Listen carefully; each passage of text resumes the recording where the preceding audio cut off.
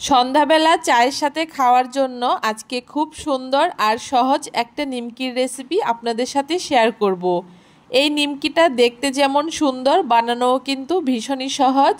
একবার বানিয়ে আপনারা মোটামুটি 2 মাস পর্যন্ত এই নিমকিগুলোকে সংরক্ষণ করে রেখে দিতে পারবেন। চায়ের সাথে তো এই নিমকিটা খেতে দুর্দান্ত লাগে। বিস্কুটের থেকেও কিন্তু এই নিমকিগুলো দিয়ে চা খেতে আমার বেশি ভালো লাগে। অবশ্যই একবার এইভাবে করে এই নিমকিগুলো বানিয়ে দেখবেন, আশা করি আপনাদের খুব ভালো লাগবে। নমস্কার বন্ধুরা, মন কিচেনে আপনাদের সবাইকে স্বাগত। আশা করি আপনারা সবাই খুব ভালো আছেন। চলে এসেছি আজকে খুব সহজ আর দারুণ স্বাদের মুখরোচক একটা নিমকির রেসিপি নিয়ে। তার জন্য প্রথমে একটা বড় বাটি নিয়ে নিয়েছি আর ছোট একটা বাটি মেপে আমি 2 বাটি ময়দা দিয়ে দিয়েছি। এখানে আমি ময়দা দিয়ে এই নিমকিটা তৈরি করছি, তবে আপনারা চাইলে আটা দিয়েও কিন্তু খুব সহজে এই নিমকিটা তৈরি করে নিতে পারেন। আমি আমার পরিমাণ মতো ময়দাটা ব্যবহার করেছি, আপনারাও আপনাদের পরিমাণ মতো ব্যবহার করবেন। তারপর এখানে আমি পরিমাণের চেয়ে একটু বেশি নুন ব্যবহার করেছি। যেহেতু এই নিমকিটা একটু নুনতা হবে, তাই নুনের পরিমাণটা একটু বেশি ব্যবহার করেছি। তারপর এখানে 1/2 চামচ কালো জিরে দিয়ে দিলাম। নিমকিতে কালো জিরেটা দিলে কিন্তু খেতে ভালো লাগে। তারপর এখানে আমি স্বাদ মতো 1 চামচ চিনি দিয়ে দিয়েছি। এই চিনিটা দেওয়ার কারণে মিষ্টি কিন্তু হবে না, তবে খেতে খুব ভালো লাগবে। এখন শুকনো উপকরণগুলোকে একটা চামচের সাহায্যে খুব ভালো করে প্রথমে মিশিয়ে নিচ্ছি, আর তারপরে মাঝখানটাকে একটুখানি ফাঁকা করে আমি 3 চামচ মতো সাদা তেল দিয়ে দিয়েছি। আর যেই বাটি মেপে আমি ময়দা ব্যবহার করেছি ওই বাটিরই 1/4 বাটি আমি জল দিয়ে দিয়েছি। জলটা কিন্তু এখানে আমার একদম পারফেক্ট আছে, আর কোনো রকম জল আমি ব্যবহার করিনি। এখন একটা চামচ দিয়ে তেল আর জলটাকে একটুখানি মিশিয়ে নিয়ে ময়দার সাথে খুব ভালো করে মিশিয়ে হাত দিয়ে চটকে চটকে একটা ডো তৈরি করে নেব। এই ডোটা কিন্তু খুব বেশি নরমও হবে না, আবার খুব বেশি শক্তও হবে না। খুব সুন্দর সফট একটা ডো তৈরি করে নিতে হবে। ডোটা খুব ভালো করে কিছুক্ষণ মাখিয়ে নিলেই দেখবেন খুব সুন্দর সফট একটা ডো তৈরি হয়ে গেছে। এই ডোটাকে রেস্টে রাখার কোনো প্রয়োজন নেই। এখন ডোটা থেকে আমি একটু বড় বড় করে লেচি কেটে নিয়েছি। এখানে আমার 3টে লেচি তৈরি হয়েছে। এখন একটা লেচি নিয়ে আমি ময়দা দিয়ে খুব ভালো করে মাখিয়ে এখন বেলে নেব। খুব ভালো করে একটু পাতলা করে রুটি যেরকম তৈরি করি সেই রকম করেই একটু পাতলা করে এই রুটিটাকে বেলে নিতে হবে।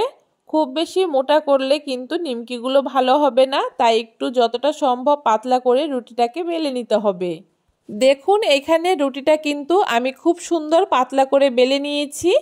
এখন এখানে একটা ঘিয়ের কৌটোর ঢাকনা নিয়ে নিয়েছি। যে কোনো ঢাকনায় আপনারা ব্যবহার করুন না কেন, অবশ্যই চেষ্টা করবেন একটুখানি ছোট ঢাকনা ব্যবহার করার, তাহলে নিমকিগুলো ছোট হবে, দেখতে বেশ ভালো লাগবে। এখন এরকম করে ঢাকনাটাকে চেপে চেপে আমি রুটিটাকে গোল গোল করে কেটে নিচ্ছি। দেখুন একটা রুটি থেকে বেশ অনেকগুলোই আমার ছোট ছোট রুটি তৈরি হয়েছে। এখন রুটির এক্সট্রা যে ময়দাটা সেটাকে আমি তুলে নিচ্ছি।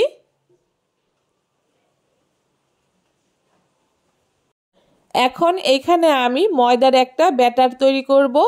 তার জন্য 1 চামচ ময়দা নিয়ে নিয়েছি, আর তার মধ্যে 2 চামচ জল দিয়ে খুব ভালো করে মিশিয়ে একটা ঘন ব্যাটার তৈরি করে নেব। এই ব্যাটারটাকে খুব বেশি পাতলা করা যাবে না, একটু ঘন করেই ব্যাটারটাকে তৈরি করে নিতে হবে। দেখুন ঠিক এরকম ঘনত্বের এই ব্যাটারটা তৈরি করে নিতে হবে। এখন নিমকিগুলো তৈরি করার জন্য আমি এক একটা করে রুটি নিয়ে নিচ্ছি। প্রথমে একটা রুটি নিয়ে মাঝখানে যে ময়দার ব্যাটারটাকে তৈরি করেছিলাম সেইটাকে ঠিক এরকম করে লাগিয়ে দিচ্ছি।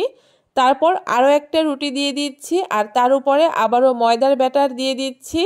তার উপর আরেকটা রুটি দিয়ে এইভাবে করে আমি মোট 5টা রুটি এভাবে করে একটার উপর একটা করে ভাঁজ দিয়ে নিচ্ছি। দেখুন 5টা রুটি এখানে আমার দিয়ে দেওয়া হয়ে গেছে। এখন একটা কাঠি দিয়ে মাঝ বরাবর ঠিক এরকম করে হালকা করে একটুখানি চেপে দিতে হবে, আর তাহলেই দেখুন একটা নিমকি আমার তৈরি হয়ে গেল। আর একই রকমভাবে আমি সবগুলো নিমকি তৈরি করে নিচ্ছি। দেখুন এক এক করে আমার সবগুলো নিমকি কিন্তু এখানে তৈরি করে নেওয়া হয়ে গেছে। এখন নিমকিগুলোকে আমি ভেজে নেব।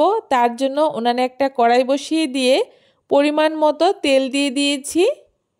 তেলটাকে এখন মোটামুটি মিডিয়াম আঁচে একটুখানি গরম করে নেওয়ার পরে উনানের আঁচটাকে মিডিয়াম টু লোতে রেখেই এই নিমকিগুলোকে ভেজে নিতে হবে। তার জন্য তেলটা গরম হওয়ার পরে এক এক করে আমি নিমকিগুলোকে দিয়ে দিচ্ছি।